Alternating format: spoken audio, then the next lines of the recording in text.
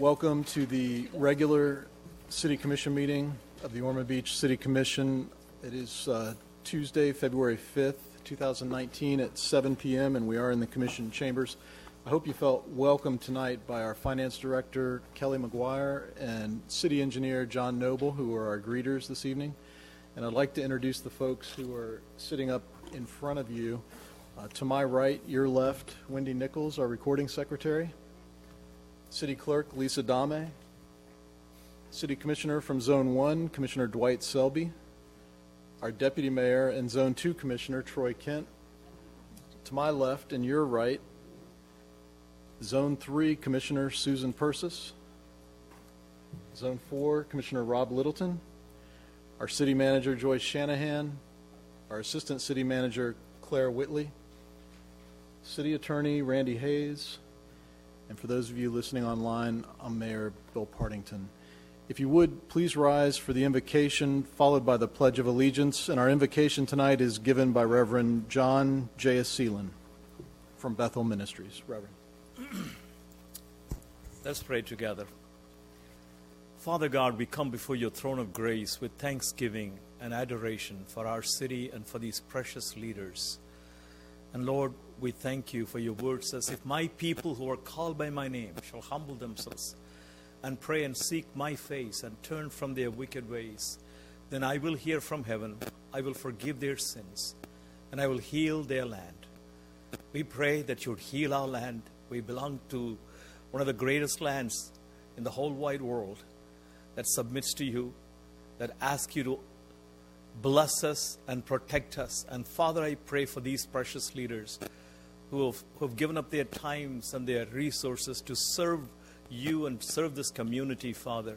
I pray that you'd bless them and bless all the inhabitants of our land, that the decisions that they're going to take tonight and continuously in all the meetings be honorable to you and be for the protection and the welfare of our community, Father.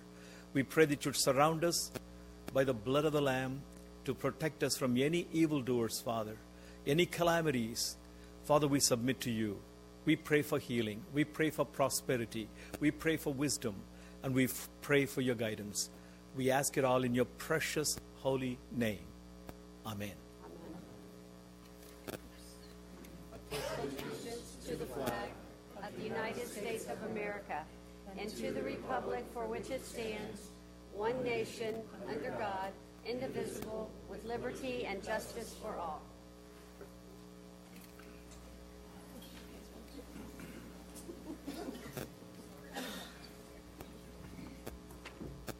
And Reverend, thank you again for being here and for offering that prayer. If the leader of your faith community wants to participate in providing the prayer for our meetings, they can contact either Lisa or Wendy, clerk and recording secretary, and let them know, and they'll make arrangements to make that happen. At this time, I would ask our fire chief, Richard Sievers, to come up, and he has some introductions to make for us.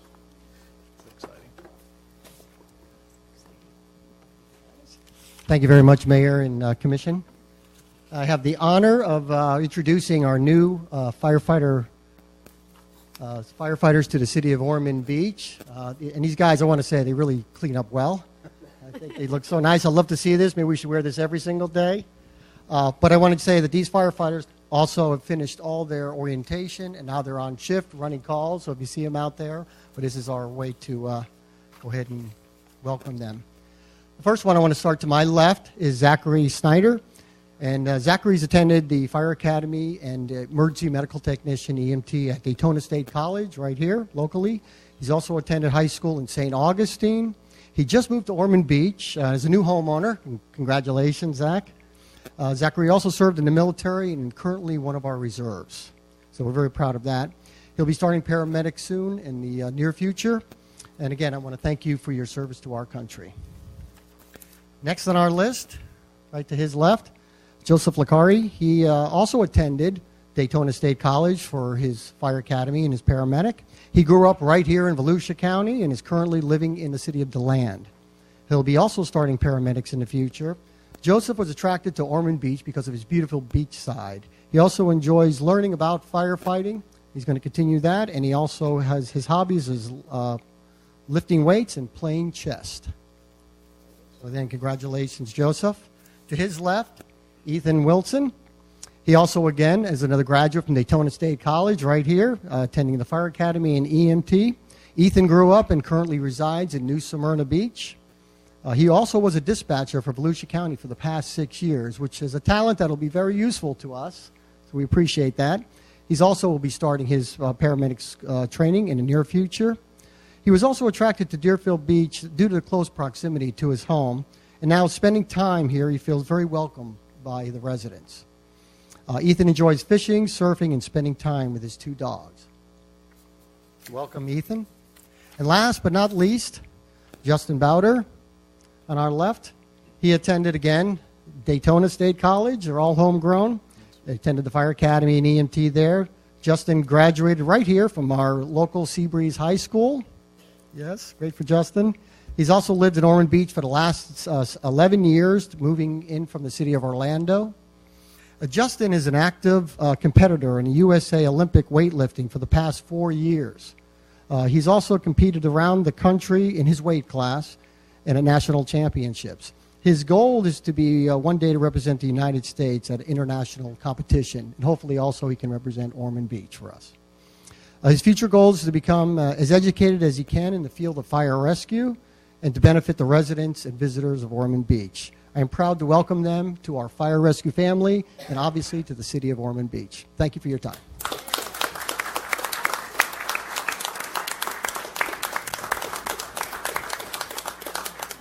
If you guys could turn around maybe also and wave to the residents so they can get a picture of it. Oh, sure. Congratulations.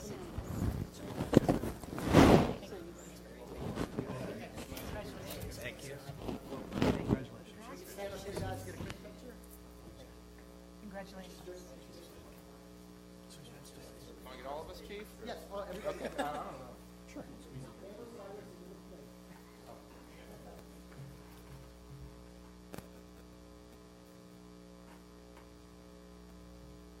Thank you very much. Another one for Darlene, the paper.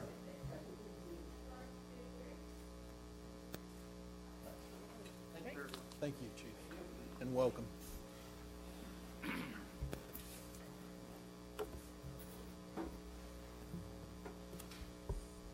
Now we move to audience remarks regarding items not on the agenda, and tonight we start with Jim Schultz.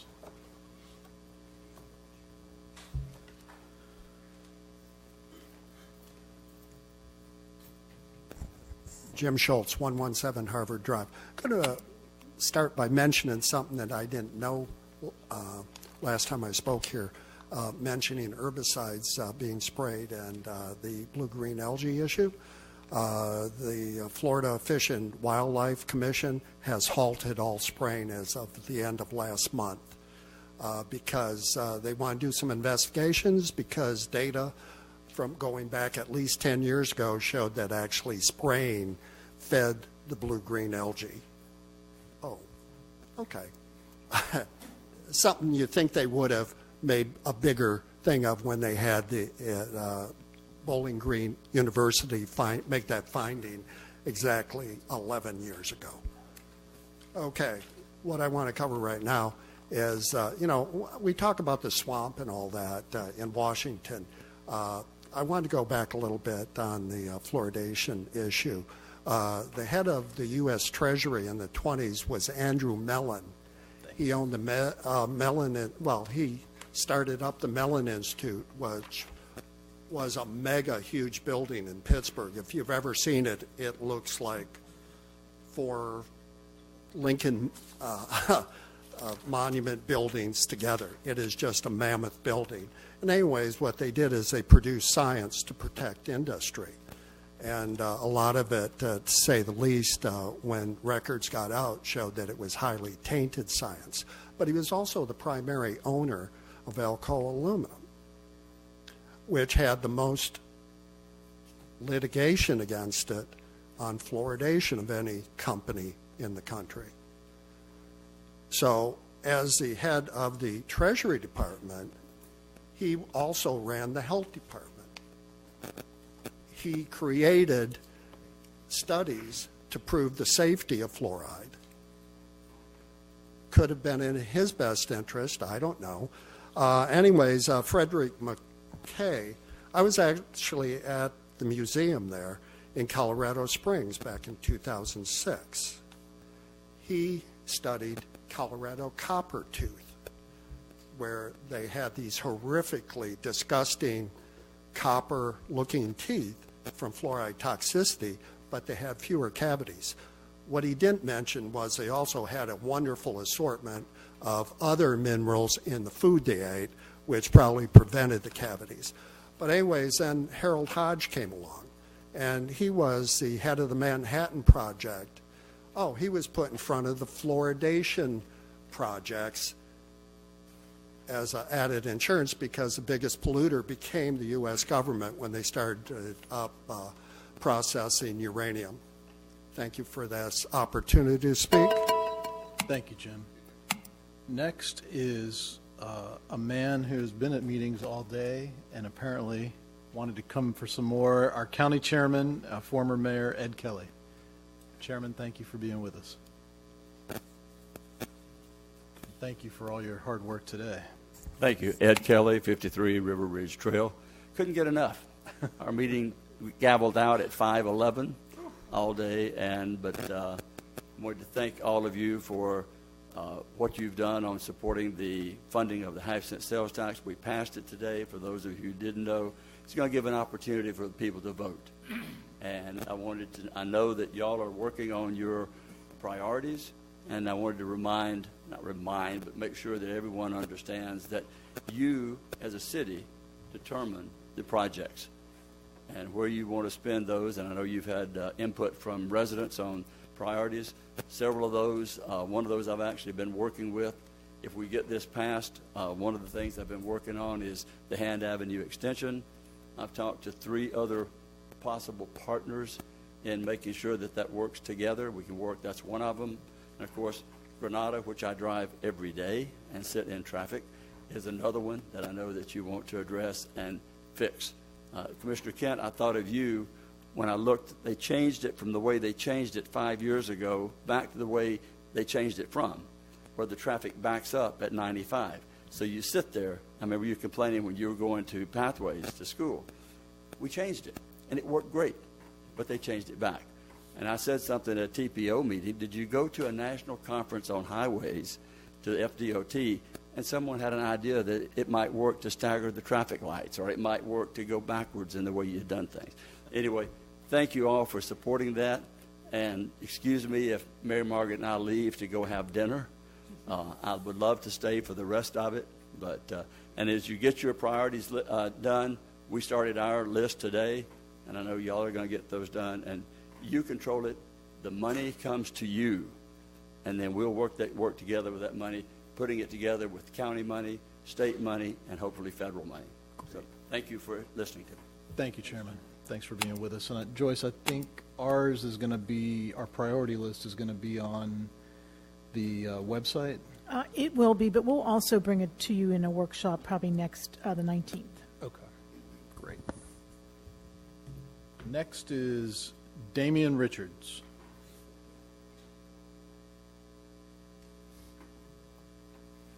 How are you? Good evening, Mayor, Commissioner, staff. Actually, as a follow-up, I do sit on the ECHO committee. I'm the chairman, and we just had you guys present your ball field pitch to us for the softball field today. And when you get Pat Northey to give you guys a congratulations on your work product that you turned in on the grants, that's always a big thing. So not as the chairman, but as an individual at 177 Ocean Terrace, you guys do a great job, and it makes our job easier when we're grading you guys with the quality of product you put in there. But what I did want to throw out as I was driving home today, I figured I'd stop in and discuss staggered terms for the City Commission. I know we finished through the election cycle, and I know Mayor Partington was at our Rotary meeting not too long ago, and we were kicking around the idea of this, and something I actually had asked him of why we do not have it. I believe almost every other municipality around us does have it.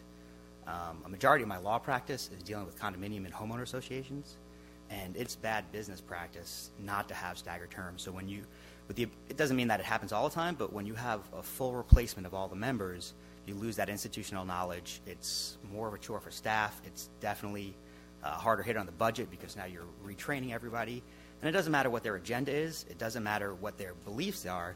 It's just that you are just losing a whole turnover. And it doesn't happen a lot, but I think this is the first time in my memory, and some of you guys have been around longer than I have, but we had the ability for everybody to be challenged and go over there. And again, I'm not standing on either side of that, but what I'm saying is that staggered terms, I think, really does prevent that. And so I know that a lot of the businesses and the people that I speak with around the area, that's something that's kind of a concern, especially after this go-around. And again, not towards any of the candidates, but just on that aspect of it. So that is something I wanted to pop in tonight and just say, I'd like to see us at least kind of get that conversation started again as getting staggered terms implemented. Thank you. Thank you. Appreciate that. Next is Robert Lee. My name is Robert Lee, 840 South Beach Street. The last time I stood in front of you people was exactly a quarter of a year ago. I had two issues. First, the good news. The chief and captain are doing a great job keeping the homeless out of that park. I live across the street from the Riviera Park. It used to be kind of overrun with the bums. Now it's not, and I appreciate that. The second issue I had was the signage for crosswalks. The News Journal just had a giant article about it. People are getting hit left and right.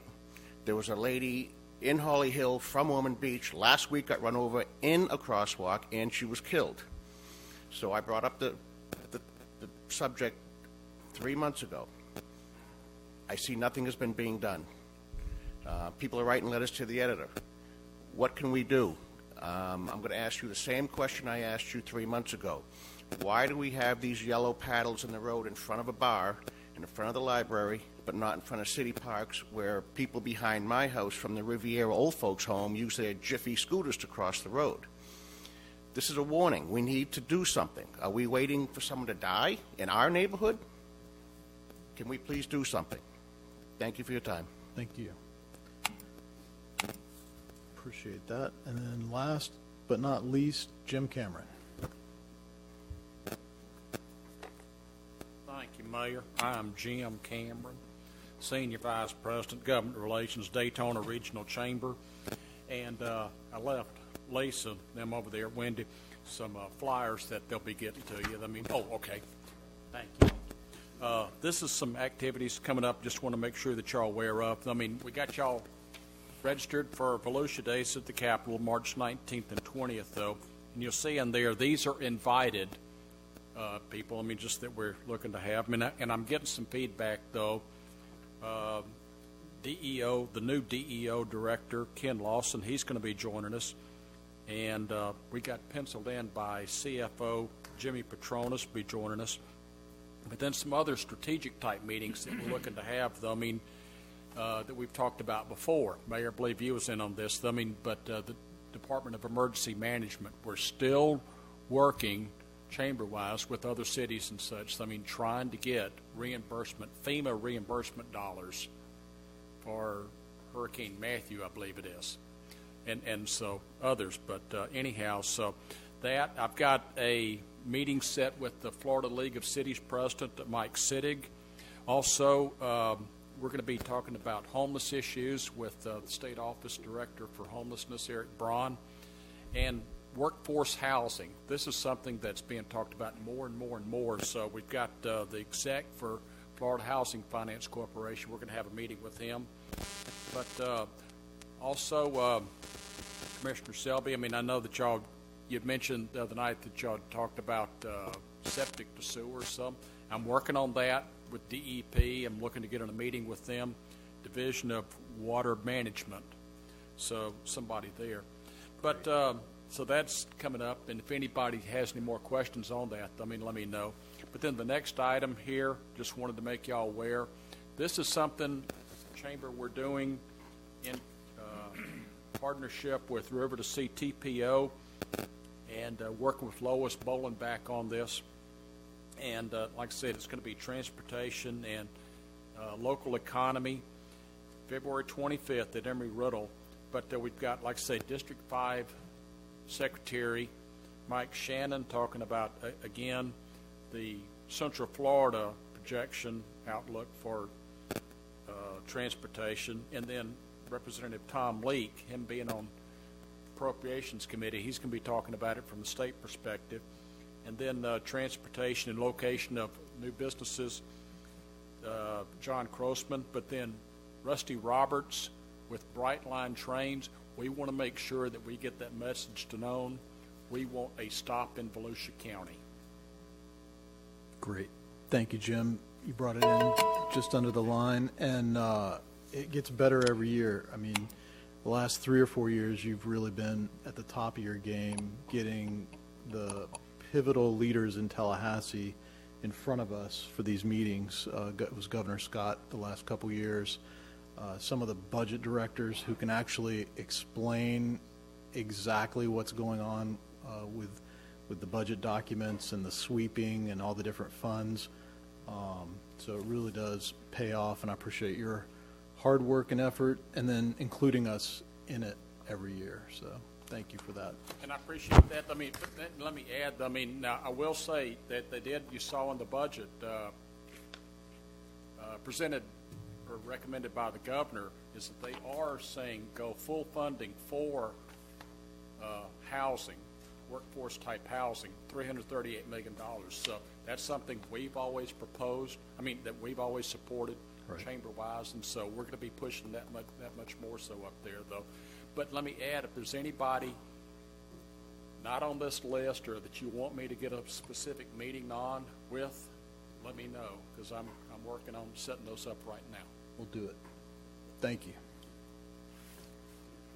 All right, the minutes from the January 23rd, 2019 regular City Commission meeting have been sent to the Commission for review and posted to the city's websites. Any additions, deletions, or corrections? Seeing none, we will deem those approved. And now we are on the consent agenda. Does anyone wish to pull anything from the consent agenda? If not, I need just a motion and second to approve. I move to approve the consent agenda. Second. Lisa, please call the vote. Commissioner Selby? Yes. Commissioner Kent? Yes. Commissioner Persis? Yes. Commissioner Littleton? Yes. Mayor Partington? Yes. Now would be the appropriate time. If any member of the commission would like to comment on any consent agenda items, Deputy Mayor Kent. Yes, thanks, Mr. Mayor. Just on 3 of them really quickly. Items F and G, staff has presented and we've approved tonight. We're going to be purchasing a new stormwater cleaner machine for the tune of $365,000. And then item K, City Hall, our South Ormond Neighborhood Center, and the casements, getting some new HVACs for $430,000. So, $795,000 spent like that on much needed items that aren't the most glamorous, but keep you very comfortable and make sure that your stormwater and your sewage goes where it's supposed to go. So, and Ms. Shanahan, thank you for the pictures. I was like, I like graphs and pictures. So, the pictures of the 15-year-old plus stormwater cleaner, it really is true. A picture says 1,000 words, and I appreciate you putting those in there. Anyone else? All right. We will move to public hearings. I will open the public hearings and ask our city clerk to read by title only 8A. This is ordinance number 2019-1, an ordinance amending Chapter 1, General Administration, Article 3, Definitions and Acronyms, Section 1-22, Definitions of Terms and Words of the City of Ormond Beach Land Development Code by amending the definition of restaurants Type A and Type B, repealing all inconsistent ordinances or parts thereof, providing for severability, and setting forth an effective date. This is the second reading of ordinance number 2019-1, read by title only. Thank you, Lisa. I don't have any cards. As you said, it's a second reading. Just need a motion and a second if there's any discussion. Mr. Mayor, I'd like to move item 8A. I'll second the motion. Great. Any discussion? Lisa, please call the vote. Commissioner Kent? Yes. Commissioner Persis? Yes. Commissioner Littleton? Yes. Commissioner Selby? Yes. Mayor Partington? Yes. And we will close the public hearings and move to item 9, resolutions. This is resolution number 2019-42, A resolution authorizing the execution of a contract renewal of the solid waste, yard waste, recycling, and roll-off collection and disposal agreement between the City of Ormond Beach and Waste Pro of Florida, and authorizing certain amendments thereto and setting forth an effective date. This is resolution number 2019-42, read by title only. Thank you, Lisa. I don't have any cards. Just need a motion and second for discussion. Move for approval. Second. All right, properly moved and seconded. Anyone want to start off? Mr. Mayor, if we could, Joyce. Staff has a brief summary of where we left off at the workshop and where we're at now, and I'll ask Gabriel Menendez, the Public Works Director, to come forward. Perfect. Thank you, Joyce.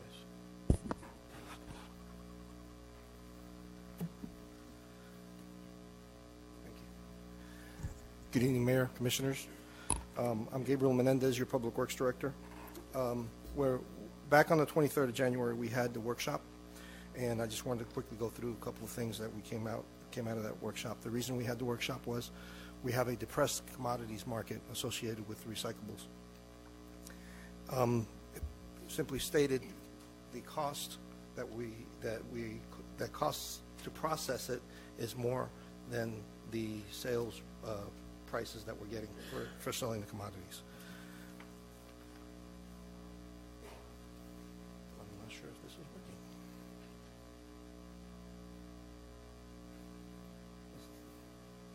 working. Can I just tell you to click it? Okay, next slide. Thank you. This is a quick analysis. We went over this at the workshop. The China national sword policy that they instigated in 2017 is taking its toll. And it's basically reducing the amount of recyclable commodities that they're taking into the country. And by 2020, they pretty much are shutting off any exports or imports of recyclables. So that has affected the market. Just a quick note, that has an impact locally. In October of 16, the paper mix commodity was basically being sold from the recycle plant at $47.50 a ton. 2 years later, by October of 18, this past October, it was costing us $2.50 to sell it. So that just gives you an idea of how the impact of the policies have had locally. Next slide, please. This is the MRF facility that is located in Ocala. Staff has, Claire, Kevin, and myself did go out there and visit the site. Just to walk you through real quickly, the picture on the upper left is the facility from outside, working clockwise on the slide. The upper right is basically the chain of recyclables. It starts at the near side of the picture, and at the far side of the picture, that's where it gets baled. It's all done mechanically and by hand sorts, and then you can see on the lower left side of the picture the bales, and they're stockpiled until they're sold to the market. Next slide, please. What the current status is, we currently have 17,861 customers, 93% of which are participating in the recycling. We have a very, very high recycling participation rate here in this community. The total tons on average that are being recycled is about 278 tons, and 1,499 tons on average of solid waste materials go to the landfill on a monthly basis. The current fee is $3.50, and the Waste Pro current contract expires in September of this year, unless extended.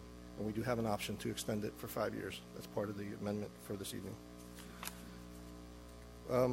If we choose to extend it, we really need to make that decision before March 30th.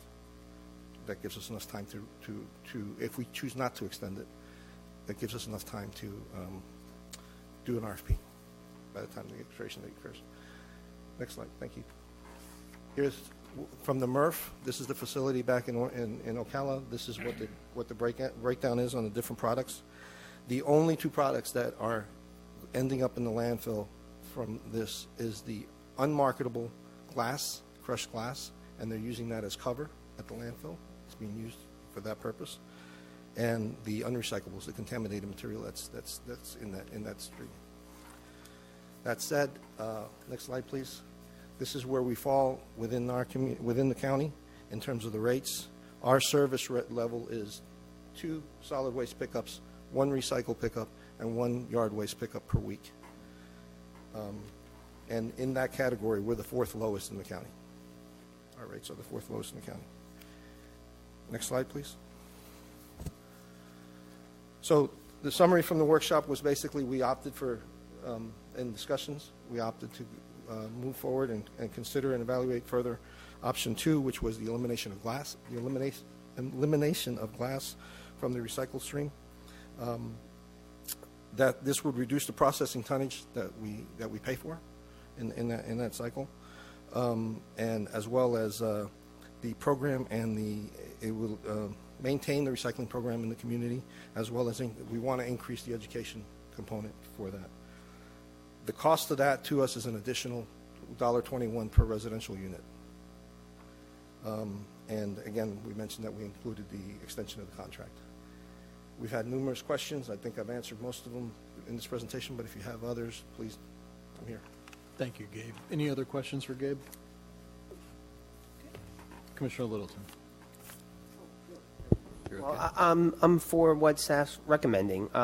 We had the discussion at the workshop, and we talked a lot, and it was controversial, but I really haven't changed my opinion on going with option 2. Thank you. Anyone else? Before we vote. Yeah. Okay. All right. Yeah. Okay. Yeah, I got something to say. All right. Thank you, Ms. Mayor. First of all, I just want to say that I did speak with Ken DeForest and with Susie Dolan from Waste Pro between our last meeting, or between the workshop and tonight. I want to congratulate staff on working quickly and bringing forward a proposal that was almost, my recollection is almost represented that it couldn't happen, which was, well, I guess the proposal does, it is number 2, I guess, isn't it? But I like the fact that that we have in front of us a renewal, a 5-year renewal of the contract with Waste Pro, because I think they've done an excellent job.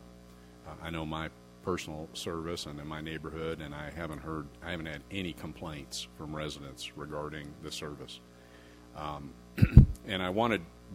you all heard me emphasize a lot about education, and that one slide that Mr. Menendez showed tonight, 45% of the items that we put into the stream do not get recycled. 20 or 25% are non-recyclable, and the other 25%, there's no market for them, so they end up in the landfill. And that is adding a big burden, because it costs Waste Pro $77 a ton to process recyclables, which is basically just sorting it, okay? And and the fact that 93% of our residents recycle, which is an amazingly high number. I mean, think about it. It means they care about the environment and they want to do the right thing. And and I have spent a lot of time on this recently,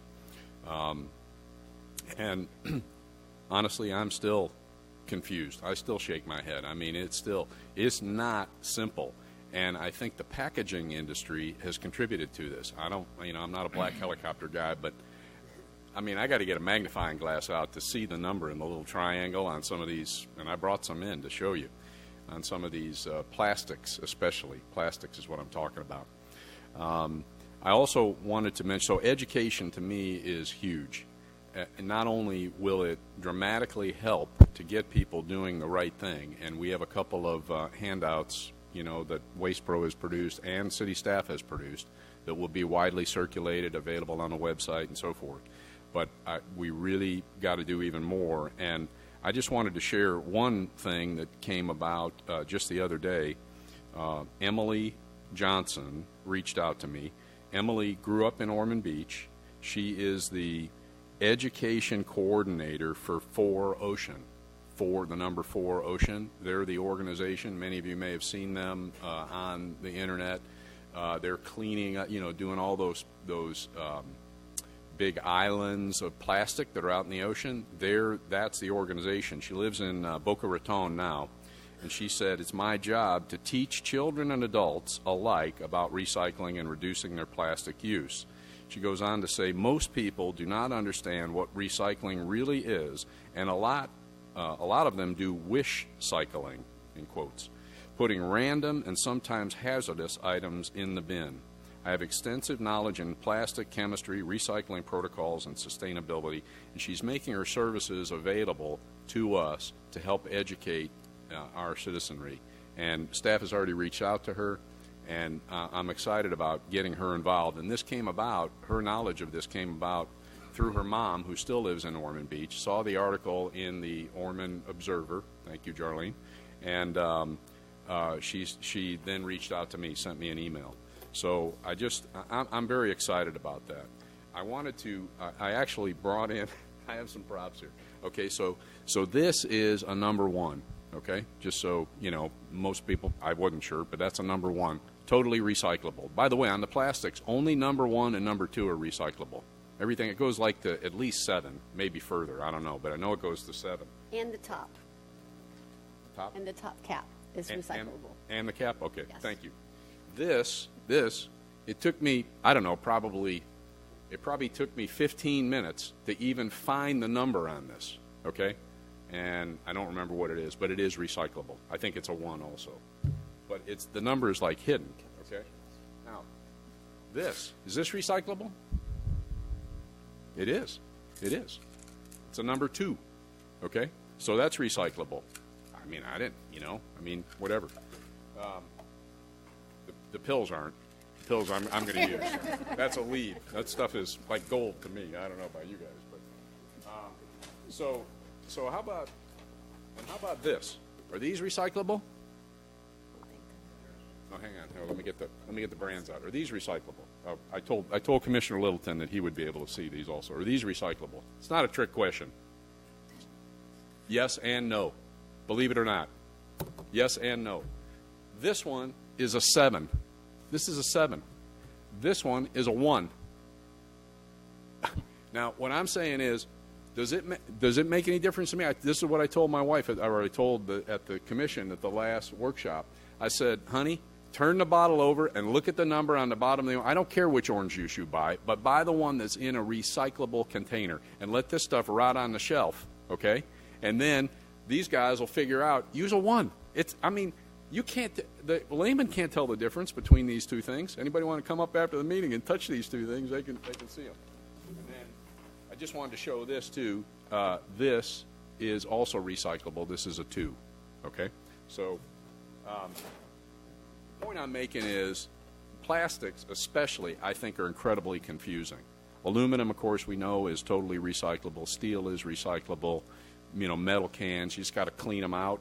And cardboard is recyclable, but not anything that's contaminated. And contaminated means like pizza boxes that have grease and oil in them. It has to be clean cardboard, okay? And then what else? Well, newspaper and telephone books. Do we get telephone books anymore? I guess we get them. They throw them.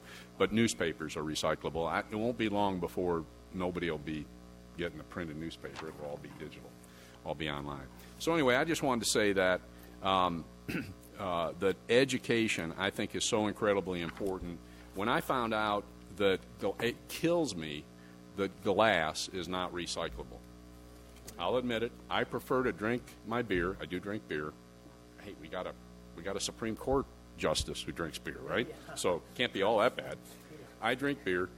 I prefer to drink it out of a glass bottle, but it kills me that that's going in the landfill. So I'm probably going to get to where I'm going to only buy aluminum, and just drink it out of the cans.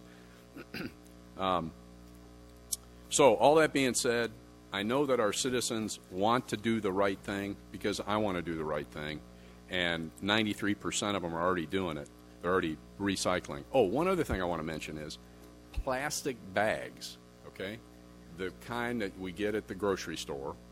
A lot of people don't get them anymore because they bring in their own bags. They reuse, they have these cool bags they reuse.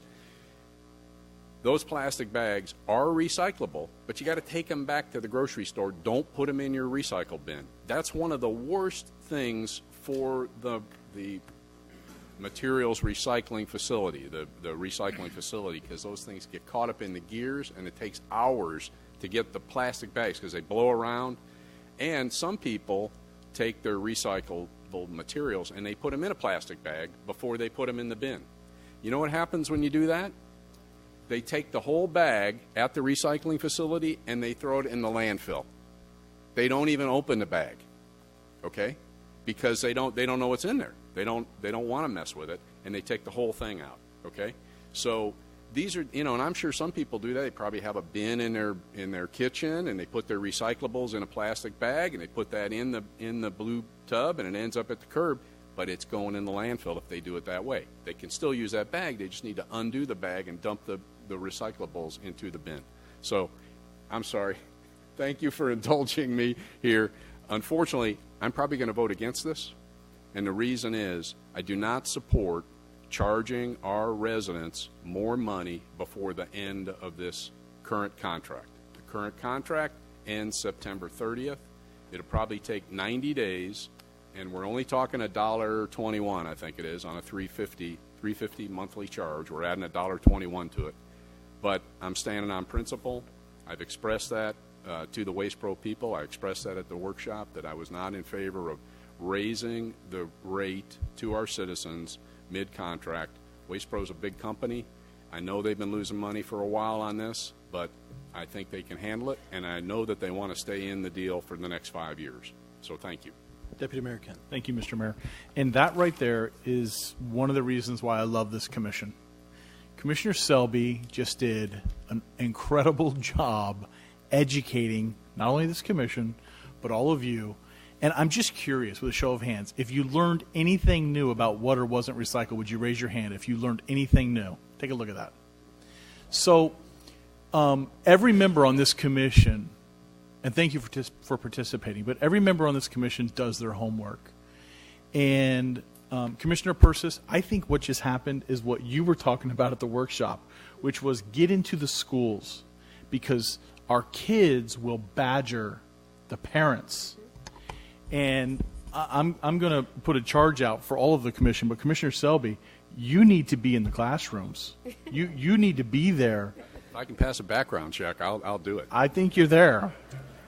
But it's one of the reasons why I love this commission, because when one of us or many of us become passionate about something and want to get educated, they'll immerse themselves and share that, and that was great.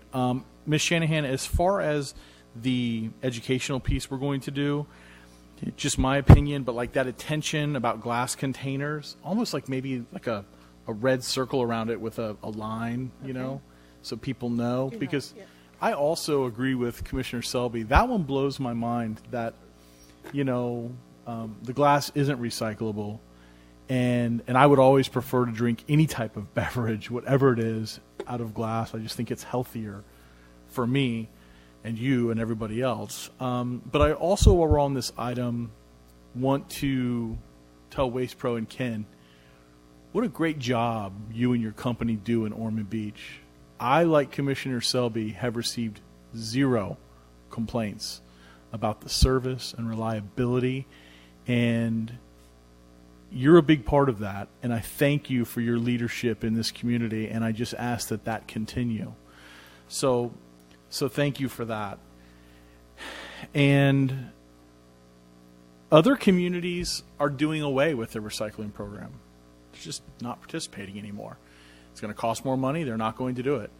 And when we learned that we have a 93% participation rate in Ormond Beach, it's obvious that, you know what? Our residents are fond of it. They believe in it. They participate in it, and they want it continued for the extra increase of $1.21. I, too, agreed with Commissioner Selby on the timing of the price increase. But if that deal isn't done, the thought was it's going to go back out to bid. been there, done that, lived through that, and it was a smack the city got that I don't want the city to ever get again, which is why I'm going to be a yes vote on this tonight. But Commissioner Selby, thanks for your leadership on this. Commissioner Persis. Yes, in regard to this issue, I kind of went out into the public in my Zone 3 and talked to people just when I was at Publix or at a restaurant or just some public place, and everybody was so excited about the recycling, and no one really had a problem with $1.21 extra and doing away with glass. I didn't have anyone tell me no, that they did not, they were not in favor of it. And people really want to be educated about this issue because, as everyone on this commission is saying, people want to recycle. With 93% of the people recycling, people want to do it. We just need to learn exactly what to recycle. And it is so difficult to read the labels and read the plastic bottles. I wish there was something we could do to these major companies so we could see it clearer. I mean, like you just said, like a big red line with a circle, no, you can't recycle this, or, something that makes it a lot easier to see. But I do want to commend Waste Pro for delivering high-quality services to the citizens of Ormond Beach, and I know they're committed to maintaining and improving our recycling program. And I would just like to say that I hope that we can continue to look for ways to reduce the use of items which do harm our environment, and that we can find some different ways to help with the recycling and with saving our environment. So I will be voting yes on this. Thank you, Commissioner Persis. Anyone else? I too want to thank Waste Pro for great service. They are a local, so to speak, company in the sense that they are just right out of the Orlando area. They're smaller maybe than the other majors in the business, but they have a very professional staff, and I think the fact that they're smaller makes them more agile, able to provide better service more affordably. And Ormond Beach has benefited year after year after year since we sold our garbage truck division basically and contracted this service out. We've saved millions of dollars over that time period. So I think doing the contract with a professional hauler continues to be the way to go. I share Commissioner Selby's frustration with glass. I wish there was a way. I mean, we have glass up and down our coast that's just not processed yet. It's called sand, and I wish there was a way to return well, I think there are machines that return glass items into sand, but I don't know what the cost is or how you make those work. But hopefully private groups can work that out and find a way to make it affordable. Exactly. It's frustrating, but the education piece is critically important. I appreciate staff working on that. Our city needs to do a better job communicating with our residents in a lot of different areas, not just recycling. We need more, certainly social media presence. We need more. People get their information from so many different sources in today's day and age, whether it's the media, whether it's the social media, whether it's an email, whether it's the water bill, whether it's a hard copy newsletter. There are so many different groups that prefer their information in a particular way that the city really has to work harder to get that information out there. And so I hope that's something maybe we can talk about in the future. But I could see a social media campaign from the city in cooperation with Waste Pro that could, multiple different channels really educate folks and get us up to a level that would be very impressive. So that's the kind of stuff I hope to see in the future. I don't have anything else. Unless there's anything else from the commission, I'm ready to call the vote. Lisa. Commissioner Persis. Yes. Commissioner Littleton. Yes. Commissioner Selby. No. Commissioner Kent. Yes. Mayor Partington. Yes. We move to item 10A. This is a discussion item, and Lisa, I don't know if there's anything to read on this or not. No, it's just a discussion item on the Downtown Steering Committee. Okay. I've got additional names. I don't know if anybody else has any, but for the mayor's appointment, Charles Lichtigman has agreed to serve. For the resident, a young man named Jason Morgan has agreed to serve. He's a young professional in our community, lives in the Heritage, I believe it is, and I think he may be involved with Main Street at some level. Not exactly sure what, but he's not totally new to the downtown. And then as far as a business owner, Kevin Wakefield, I've spoken to, and he is willing to serve as well from the grind. Oh, he's from the grind. Yeah. Mr. Mayor, we'll bring those recommendations back to you via a resolution naming all of those appointees. You will recall that Mr. Josh Pringle sent the commission an email about the Neighborhood Advisory Improvement Board having a member, and so I think that would take us to 16, I'm sorry. So I don't know if you wanted to do one more appointment to have an odd number, or if you're okay with 16. Well, Stephen, what's your preference? Do you have a room big enough? We'd be fine with 16. That'd be great. Okay, very good. Unless, I mean, if somebody, these are the names I had. I just wanted to make sure the commission was okay with the resident and the business owner. If somebody had somebody else that they thought would be. Yeah, I'd like to, I think we should have, the original, was 8 and 7, and I think we should maintain an odd number in the unlikely event that they, have a stalemate. I'd like to suggest Ron DiFilippo, the owner of Lulu's, who over the years he's a very creative guy. He also owns the Swamp in Gainesville and really understands, downtown, and has had a lot of really great suggestions for out-of-the-box thinking. I mean, some of the stuff is really crazy, but it's not crazy. It's just, it really forces people to really think. And I have not spoken with him because I didn't know whether or not, it wasn't my position to reach out to him. So, but I suspect that he will agree to serve if he was asked. That'd be great, in my opinion, and as long as nobody has any objection to that, we could just ask you to check on that and let Stephen know, and that would be the odd number that we need. Yes, sir. Great. Will do. Thank you. Thank you, Commissioner Selby. Now we move to reports, suggestions, and requests, and we start with City Manager Joyce Shanahan. Thank you, Mr. Mayor. Would like to first ask the Commission for a workshop for February 19th. We have been talking to Mr. Duncan, who lives on property that is adjacent to Central Park. His property is up for sale, and it would be a key area to preserve in Central Park. So we would like to talk with you at a workshop about your interest in doing that. Staff has been, trying to figure out what he's interested in doing and how much he wants for the property, and we want to bring that back to you. Are you okay with that? I feel like we just had 3 workshops jammed into one today, but I'm okay with it if everybody else is.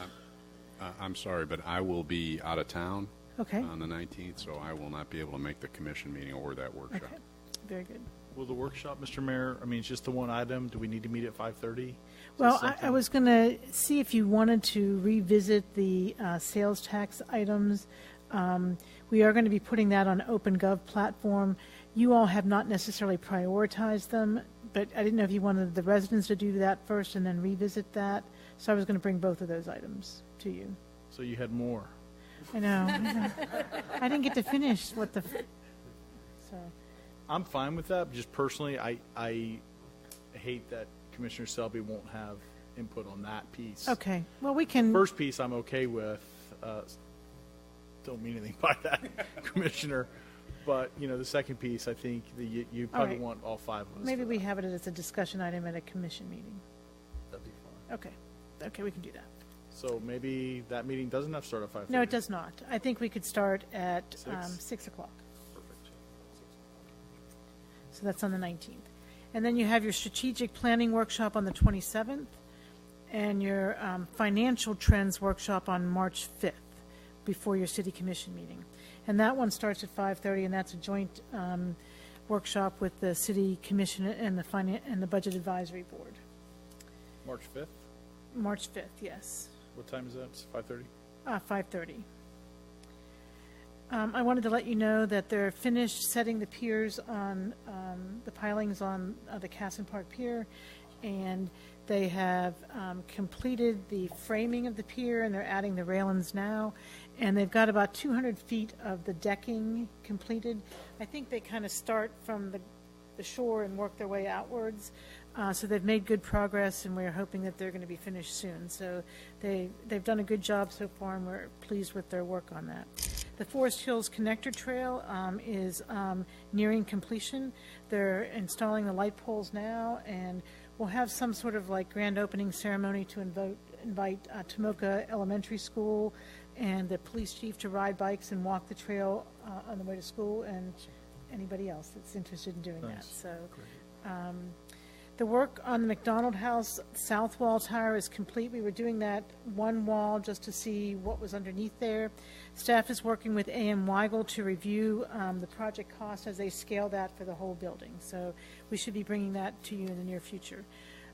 We'll also be having a workshop with you, and I don't know what at your next meeting we're going to be bringing to you the feasibility study for the EOC and this Beach Street property. So that'll give our contractors the authorization, if you approve that work, to move forward, and then we'll come back after we've done that, and you'll be updated along the way on those issues. Thank you for your vote tonight on recycling. We, as the commission, has known that we have a good working relationship with Waste Pro. They're very responsive to whatever residents' needs that we have, and we're appreciative of that. We will be bringing back to you a ordinance to amend the rates, and so that'll happen over 2 meetings. So the go-live date for the rate would be April 1st. So you've got a little bit of time. April Fool's Day. Or whatever the date is for your commission meeting. So that's really all I have. I do want to say what a wonderful success the Mayor's Fitness Challenge was this year. The registration, we had over 200 people come in, which is significantly up from last year, and more than 20-plus children, which is nearly double what we had last year, so we're really excited about that. And every once in a while you get something really exciting, and I got a little letter from the 5th grade class at Bethel, and the mayor's gotten one as well. The children signed it. If you never get a chance to see those kids when they're here, the mayor does an amazing job and gets them involved. They all play commissioner roles and city attorney roles, and they voted on homework, and what was the other one? Recycling, I think. So it was really exciting to see them, and I thank the mayor for taking time out of his busy schedule to do that. And the one class was led by our very own Chief Godfrey's wife. So we are thankful for her coming and having the opportunity to talk to that. And if you have any questions, I'm happy to answer them. Thank you, Joyce. And Assistant City Manager Whitley. Nothing additional, thank you, and good night. Just like Ted would have done it. Just like Ted. City Attorney Randy Hayes. No, sir, good night. Thank you. And tonight we start with Commissioner Littleton. Mayor, I don't have anything for tonight. I'll say good night, yeah. That's 4. And now we go to Commissioner Selby. Thank you, Mr. Mayor. Just a couple of quick things. I have... you know that I'm passionate about the North Peninsula and septic to sewer and also annexation, and have been continuing to work on that, on both of those topics, basically sort of simultaneously. And to give you just a little bit of input, the residents of the North Peninsula, according to Larry Bartlett, our property appraiser, would save about 9%, virtually all of them, not all of them, because the county offers a couple of exemptions that we do not offer, and but virtually all of them would save about 9% on their ad valorem taxes if they were city residents versus being residents of the county. I honestly believe that the vast majority of people have no idea that that's the case, and probably most people think it's the opposite, that living in the city would, being residents of the city would cost them more. than the county.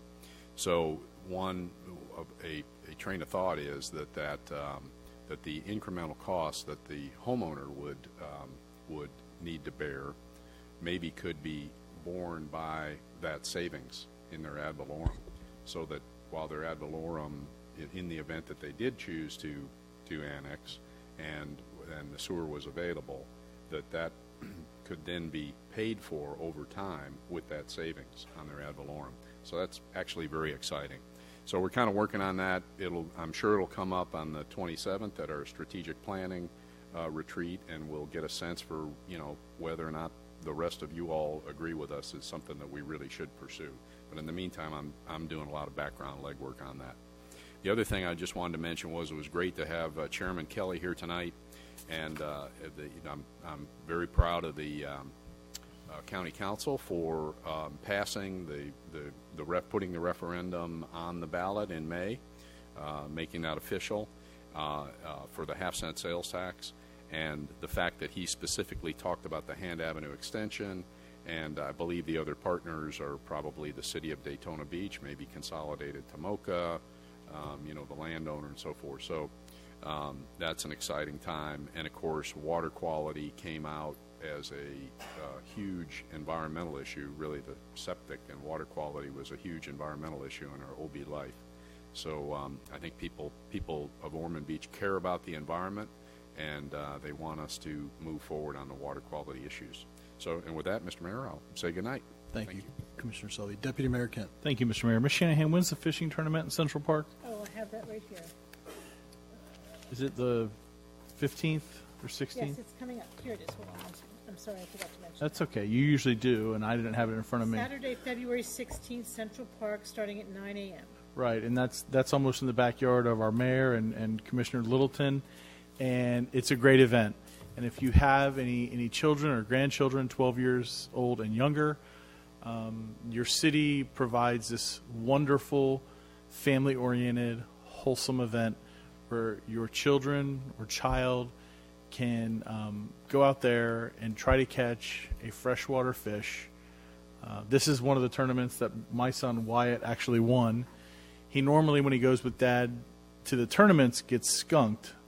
But when we fish outside of the tournament, he does great. And he won this tournament, but his mother was with him. So she takes all the credit. It's how it works, I guess, So it's a great event, and I highly recommend it. Get on out there, and I'll give you a little hint. Dough balls, bread. It's the way to go. You think worms, but it's not. I'm telling you. People think it's worms. I think it's worms, but it is. But those little bread balls do wonders. To the gentleman, I think he left, but he was talking about crosswalks. And it's something he says, that some could say is a soundbite. I'm not saying that, but he says you have a crosswalk in front of a bar. But the last I checked, that's a restaurant. There's restaurants, and they happen to have a bar inside the restaurant, but it's also City Hall over here. So there's another way we can talk about this and present this and state some factual stuff.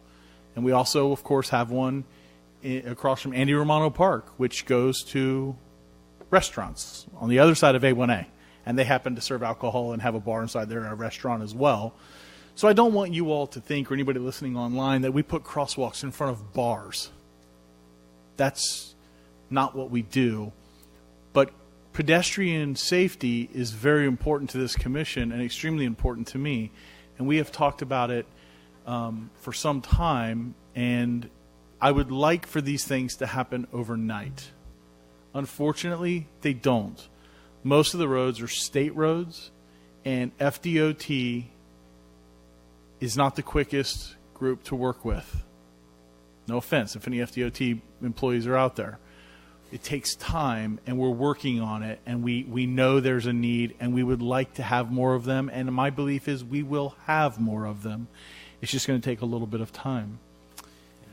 Mr. Mayor, as far as your comments about the city doing a better job with communication, I couldn't agree with you more. We need to do better. And I agree with you with social media, and I'm also going to talk about that code red that we pay into and we don't ever use that I know of. and I hear, we do, but I never get a phone call about anything. So, and I don't know. I'll get into that later, I guess. But that's another thing I think we could utilize. And then just last thing I have is Chief Sievers. You knocked it out of the park tonight. You did an excellent job introducing your new firefighters to our community. They seem excited. I didn't get an opportunity to tell them, but they're obviously all very, very, very wise people because they chose Ormond Beach. I mean, I love that they were all received their studies locally at Daytona State College, and that we got a little background from each of them. I think you might have you had a little bit of help because you were able to see Chief Godfrey go ahead of you and do a great job as well. But thank you for bringing them before us this evening. Appreciate it. And Mr. Mayor, have a good night. Thank you, Deputy Mayor. Commissioner Persis. Good evening, everyone. First of all, I want to say that I had a great privilege of going to, I guess, a promotion of a police officer last Friday, and I just want to congratulate Chief Godfrey on a great, award for this man. It's so rewarding as a former educator to watch people move from one level to another in their career or in their education. It just makes me so happy, and I try to make sure I attend all of those. And then seeing Chief Sievers with all the new firemen and EMTs and everything that they're planning on doing, it just brings joy to my heart, like I said. And I just want to commend you for bringing great people into the city of Ormond Beach, because that's what we deserve, that's what we have. And I also just want to commend really everybody sitting up here. Being the new person, I have a lot to learn, and I'm learning, and I'm working really hard to try to do the very best I can for all the citizens in Ormond Beach. But Commissioner Selby, Deputy Commissioner Kent, the mayor, Commissioner Littleton, and Mrs. Shanahan, and everybody, Claire, everyone has been so helpful to me. When I have a question, it's answered immediately. I couldn't ask for a better group of people to work with. I'm just really honored to be here. I just want to say that. And I'm just going to continue to work hard and learn from all of you and make good decisions for the citizens of Ormond Beach. And I do want to give a shout out to our leisure services again, because there's so much going on for every age group of people in this community. This Friday, I'm going to take my grandson to the Environmental Center to learn about birds for kids from ages 3 to 5. It's free, and they do a lesson on birds. And little children love to look at birds and learn about animals. And it's just such a wonderful thing that we have that in our community. So I just wanted to say thank you to everyone, and good night. Thank you, Commissioner Persis. And it's one of the best commissions, and you're a great addition that I've ever worked with.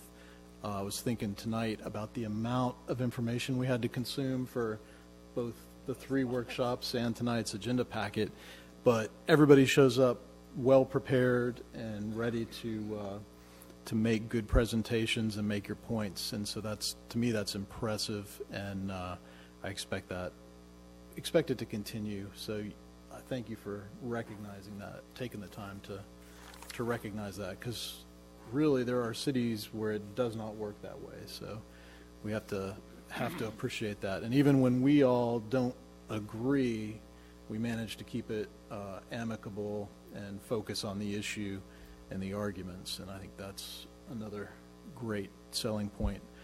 I wanted to talk to all of you, because there's no other time that I can do it, about what Damien spoke about during audience comments. When I was at the Ormond Beach Rotary, the term stagger and extend came up.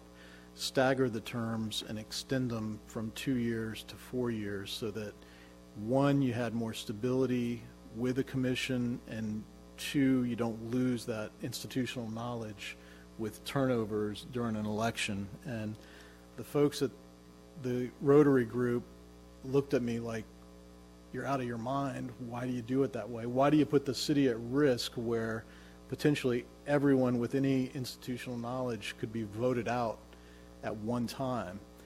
And frankly, I've gotten that same look and those same questions from elected officials across this county and then across the state,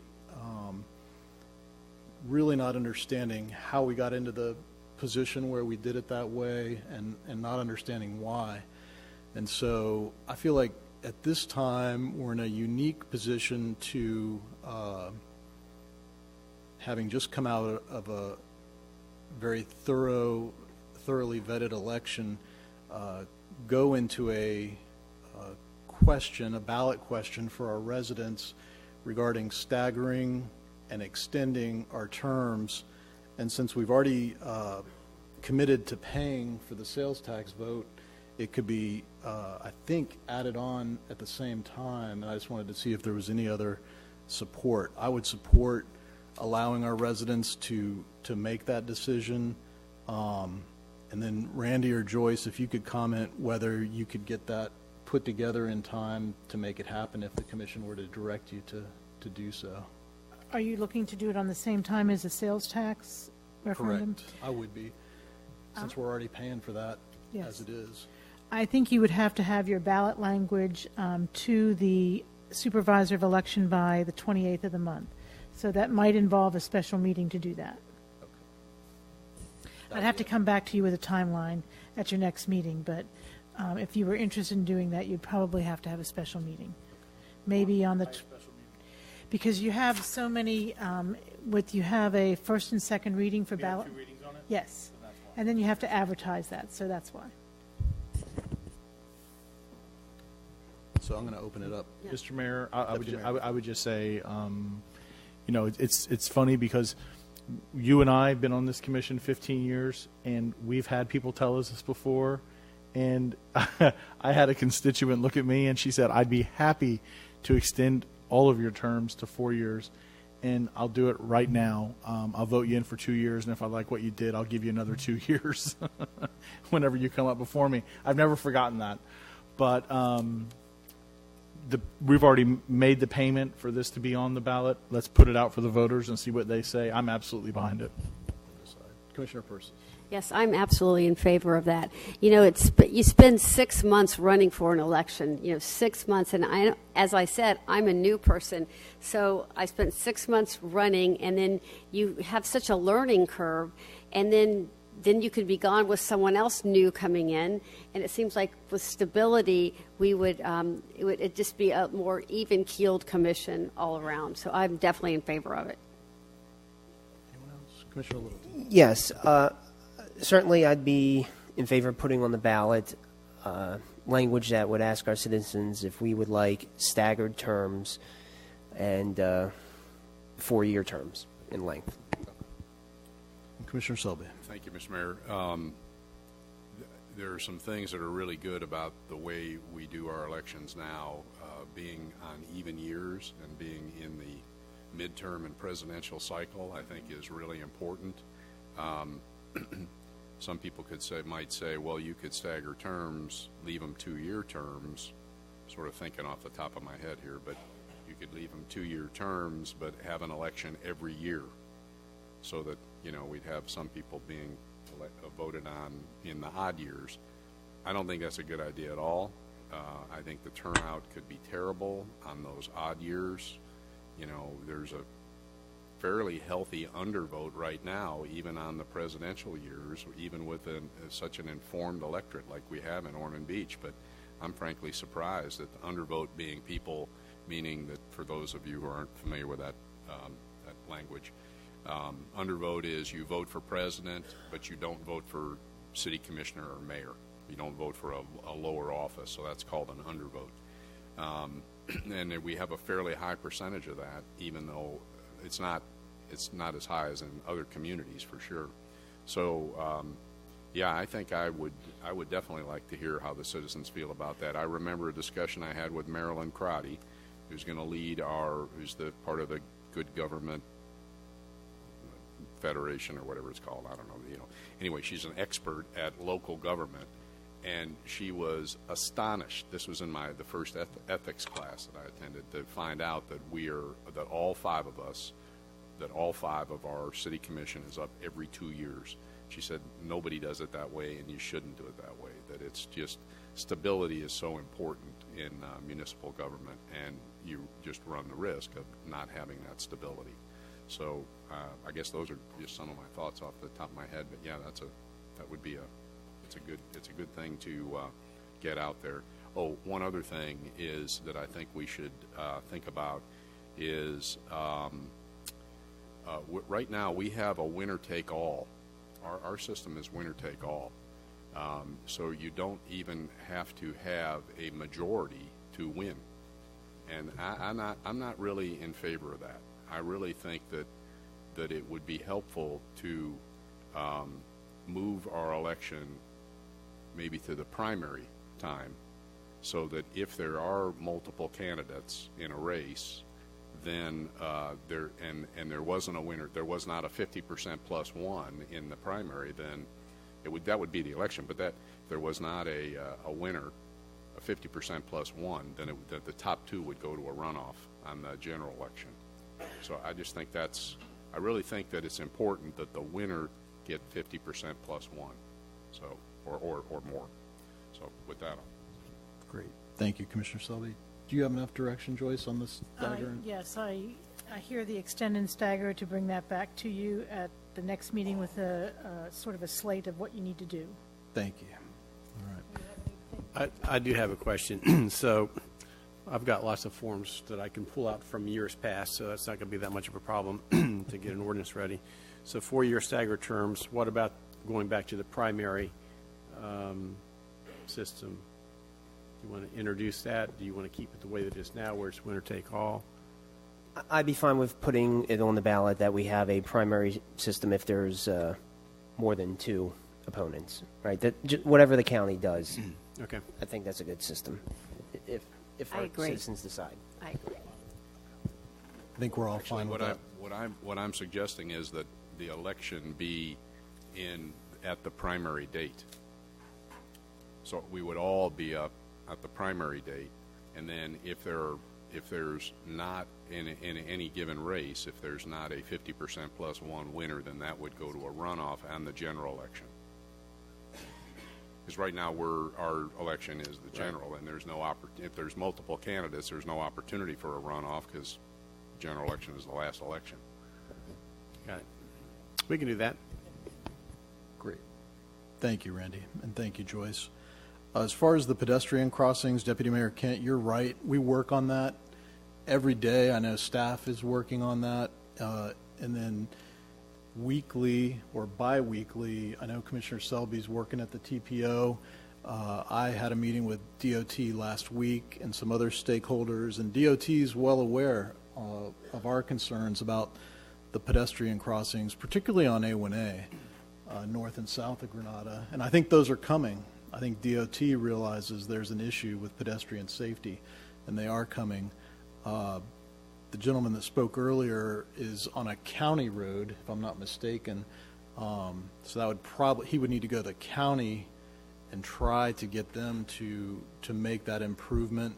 If we have statistics or information to help him make that argument, I think we should share that with him. But he's kind of barking at us when he needs to be barking at the county, who controls what happens there. And along the lines of what you were saying, Deputy Mayor, they go primarily, or should go, where the most need is, where the statistics show that there's a problem. And just in a world of limited resources, that's the fairest way to try to do that.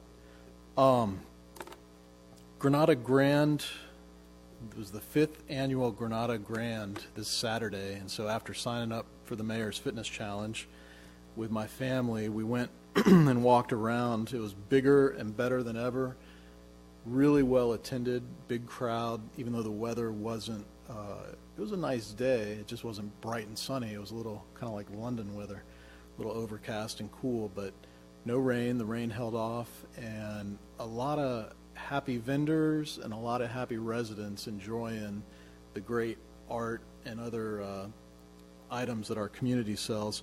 One of the things that Julia Trujillo gave me was a new map that the Ormond Beach Arts District has put out, and it really is neat. It covers, sorry about that, a bunch of different areas: parks, gardens, and public art, performing arts and film, dining with art and history, our museums in the downtown, our galleries, and then historic buildings as well. And then lists some of the downtown destination dining, 1, 2, 3, 4, like 7 or 8 of those restaurants that currently exist, and then 3 of the new restaurants that are going to be coming soon. But hope you can get one of these. They have plenty that are available. And Joyce, I don't know if we can figure out a way to put that online, but We'll do that, and we'll also have them available at City Hall. great. The Ormond Beach Arts District, if I'm not mistaken, they grew out of Ormond Main Street essentially, and they've been a huge asset to our downtown. As far as Temple Bethel, that was great meeting with those 3rd, 4th, and 5th graders, and it is nice to get the thank you letters. One of the students, in this particular seat, we had a Commissioner Kent, and then the next person for the next group of mock commission members was Commissioner Wyatt. So I don't know what it is about that seat, but this one student said, "I liked when we got to mock the city commission meetings." So, I think I knew, yeah, that's right. I think I knew what they were trying to say. We had 2 mock commission meetings, and Joyce does a wonderful job with the children. One was whether or not to have homework, and you can obviously be sure what the outcome of that was. The arguments, it was unanimous. The other was whether they should have recycling in schools, and that was 5-0 to yes, have recycling in schools. And the children did a great job with their arguments. So I think it's a positive whenever we can have young people here. And a fair amount of them were interested in not only elected politics, possibly someday, but also in professional city staff employment down the road somewhere. So that was nice to see as well. The Mayor's Fitness Challenge kicked off Saturday, and the participation was great. There's still time if you missed it, if you've been thinking about that New Year's resolution and haven't made a final decision, you have until Friday to sign up, and you're welcome.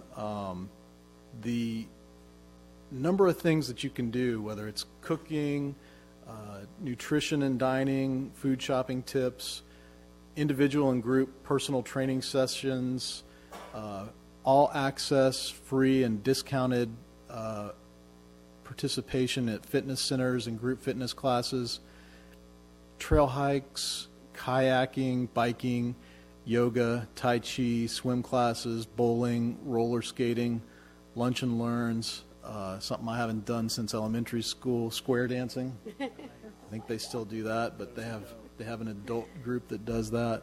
It's just a lot of different things, and something in there should interest most people.